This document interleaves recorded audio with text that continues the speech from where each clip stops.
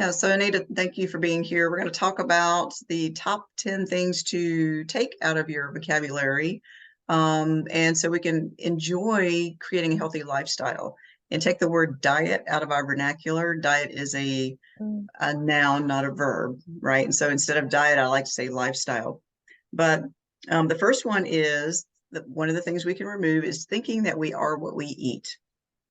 That's not necessarily true anymore because we have a lot more things going on in our lives, like a lot of stress. And so we make modifications, and it's about, again, creating more focus on a healthy lifestyle and not a diet. And it's actually the holistic health plan. And when we look at different things that are going on in our life, making sure we're getting enough sleep, recovering from stress and overwhelm and anxiety.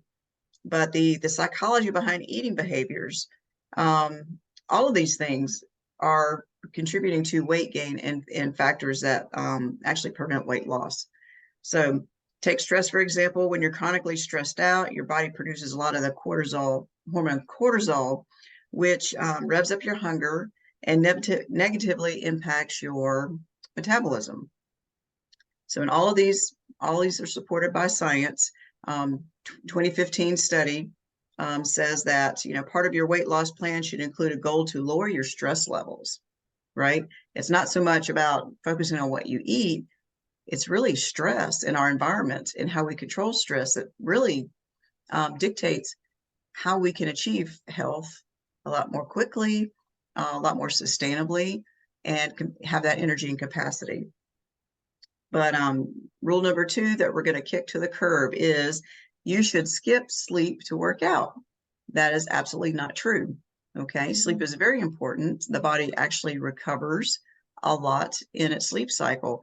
And when we get enough sleep, we also have proper amounts of leptin, which is a hormone that controls appetite, right? And so if we don't get enough sleep, then we're not controlling our appetite. We actually have a tendency to eat more and not make great decisions when we're hangry or we're just sleep deprived, right?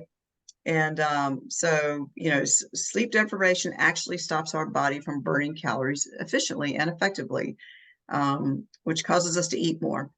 Plus, we actually slow our metabolism down, and we have more ghrelin in the body, which causes us to eat more and overeat. Shortening our sleep cycle actually undermines our exercise efforts. So when we restrict calories and sleep at the same time, our body actually loses lean muscle tissue. And lean muscle tissue is actually what's responsible for keeping our metabolism up. So, and we'll talk on another day about making sure we're also getting adequate protein, but we definitely want to preserve the muscle mass as much as possible. So it's definitely better to get that extra hour of sleep. Yes, movement is important, but not at the expense of sacrificing our sleep. So, and how much movement is appropriate? We've said before, it is recommended that all adults get 150 minutes of moderate exercise per week. That is a general rule. Okay, rule number 3, we're kicking to the curb. All calories are created equal. No, they're not. It's the quality of your food and calories and nutrition that counts, not just the calories. This is one of the things that I won't say always, because I've tried Weight Watchers. I think it's smart for anybody who's in the health and wellness area to at least experiment or find out about all these different health programs that are out there. So you can learn for yourself. It gives you experience. It gives you a speaking point in how we can relate and teach others. And so, especially after becoming a personal trainer, I saw the fallacy of some programs that focus on points as their calories. Well, as we know, the quality of our food and our nutrition has much higher impact than the quantity, because we could eat 30 points worth of junk food and potato chips. And are we healthier? No. We are actually healthier when we eat real food and abstain as much as possible from eating the junk food, the processed foods, right? The sugars and and all the things that turn to sugar quickly in our bloodstream. So it's definitely the quality of what we eat more so than the points or calories. Number 4, kicking to the curb. Our body needs to be cleansed. That's actually a fallacy, and that's actually something that I've really I've sort of known, but there are a lot of companies that talk about cleansing and detoxing, and when the body is operating properly, it does a really good job of that. Through excretion, through normal digestion, even in sweat. When we exercise, we excrete toxins from our blood. We're actually, even in breathing, we're releasing toxins. We'll breathe them in. Our lungs do a great job of purifying and then pushing back out. Cleansing might mean an immediate weight loss, but it's mainly water. It's not fat. Okay, so fat loss, that actually, to lose it and keep it off, it's a slow process. It's never more than 1 to 2 pounds a week, right? And doing that consistently. And they say after you've lost about 10% of your body weight, we should probably just aim to maintain that loss for several months before we go and do another 10% of body fat loss. So depending on the amount that we want or need to lose to be medically considered healthy, it's not an overnight transformation. It takes time to sustain it, because if we don't and it's done quickly, well, what happens when we resume the old eating pattern, right? We gain it all back, and a lot of times we end up gaining more weight. Rule number 5 to get rid of: skipping meals and snacks cuts calories. Not true. In fact, when we actually skip meals, what happens? We get hangry, and then we eat twice as much as we would have if we would have eaten consistent meals. And also making sure that we're getting a balance of carbs and protein, so we're maintaining that blood sugar level, right? That's what keeps us from having those dips in our blood sugar, and keeping us from reaching for snacky type foods, or foods that are the quick fix that give us that quick blood sugar. And then what happens again? The blood sugar dips down. So skipping meals is not advisable at all. Number 6, if you can't see results, you're not making progress. Absolutely not true. Yeah. What I like to say is every positive thing that you're doing for your health and well-being anatomically is making progress, right?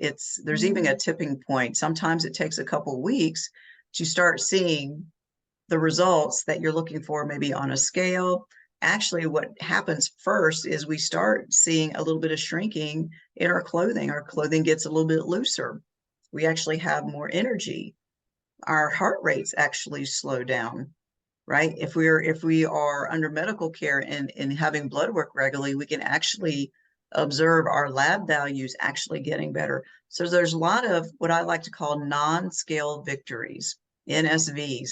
This is actually a throwback from a term in my personal training days. Non-scale victory are those small wins that are stacking up over time by making those good choices for your health and well-being. And there's numerous non-scale victories, right? And if we're actually gaining lean muscle mass, we actually might not see that much of a budge on the scale, but yet our clothes are getting looser, right? We're getting firmer, we're having more energy, and all those things that I just mentioned. So don't let the number on your scale be your only indicator of starting to recognize those healthy benefits. Number 7, BMI, or body mass index, is an accurate indicator of obesity. Again, not true. And this is actually something that almost frustrates me, but I don't let it, because I know better. My BMI is always higher than the normal, even as a healthy adult, because I carry 10 pounds more muscle than most people in my age bracket, in my size. And so I don't use BMI for myself. It's a guideline. It's very general. Okay. When we are obese, severely obese, then it truly matters. Making those changes is going to change that BMI much quicker. But the closer we are to that healthy value, the BMI is not as important. Okay. It's for those that are truly outside of the norm, to gauge risk for certain health conditions like heart attack, diabetes, the comorbidities that go along with that, even gallstones, breathing problems, and some cancer. So BMI is one value. It's not the indicator of the whole picture of health and wellness. Okay. Next, number 8. This sort of backs that up. Health is synonymous with a number on the scale. We know that's not true, right? There are people who, like I just said, with the BMI number, you know, my weight on a scale is always consistently 10 pounds higher. And that doesn't mean that I'm unhealthy, just means I have more muscle mass. But conversely, there are such things as skinny fat. There are people who are super tiny and super small, but they still can have a higher fat ratio for their size, and or there might be processes going on within them underneath their skin that we can't see. There can already be some hardening of the arteries, right? There can be some calcifications. There can be processes going on chronically that even if you happen to be a small frame, smaller medium frame, and it's not showing up on the scale, but things can absolutely be going on. So that's why it's important not to judge people just based on their body size or number on the scale, because we truly don't know metabolically what's going on beneath the skin. And that's actually something I love to talk about, is when we're trying to age. I don't even like to use the word age. We're living gracefully. We are expanding our health span, living as long as we can without the effects of chronic processes, delaying potential heart conditions, dementia, Alzheimer's, cancers, diabetes, all those things. When we truly take control of our health and well-being, we are in a better state of health, and it doesn't matter the size. I mean, there are large framed people that are actually quite healthy, right? The number on the scale doesn't always matter. It's not the only indicator of health and well-being. Okay, number 9, kicking to the curb. Eating fat makes you fat. No, we know better, because our brains actually use fat, okay, for metabolic processing. It's the type of fat, and it's, you know, all fats are getting thrown under the bus. We know that high levels of saturated fat cause issues with heart, arteries, clogging of the arteries, high cholesterol, right? And then the triglycerides, those are the big no-nos, and those lead up to potential just potential problems with, you know, heart attack or even stroke later on in life. Okay. But there's good healthy fats like the omegas. They actually are good for the brain, good for the heart. Lots of nuts like walnuts, pecans, the olive oils, the salmon, right? The fatty fish. Those are all good and healthy. And actually, it's the avocados. Yes, thank you. Right? My Especially favorite. your favorite, yeah. But it's actually those healthy fats that actually help us keep that lipid profile in check, right? It's the HDLs that we want that keep the blood running smoothly, that keep pushing, you know, the lipids through and getting them from stuck in our arteries. So that's a conversation for another day. But number 10, myth that we're kicking to the curb is exercising more or harder guarantees more weight loss. Actually, it's detrimental in a lot of cases. Very bogus. There is such a thing as doing way too much. Being hard on your body. There's overuse injuries. There's injuries to the body. There's pulling muscles, and there's also, you know, adding more cortisol, which is actually counteracting the effect of what a good, healthy, normal movement routine would look like. Overdoing it actually creates the opposite effect. It actually creates more stress in our body, which is more cortisol. So we're actually working against ourselves by working harder than we need to. This is probably, true, especially for people who are, extreme athletes, people who do run lots and lots of miles, a lot of marathoners. A lot of this also puts stress on the kidneys and stress on the heart as well. So it is true. The moderation is really key here if we want to be sustainable for a longer period of time. I mean, think about people who do a lot of running. They have a lot of knee injuries, a lot of hip issues. So think about the impact on the body and the bones, and go for moderation and being well balanced in the different types of movement, not creating overuse. So if you're running, then you're also doing light impact work as well. You're doing some stretching, maybe you're doing some swimming and not just doing a lot of running, right? Constantly beating up those same um,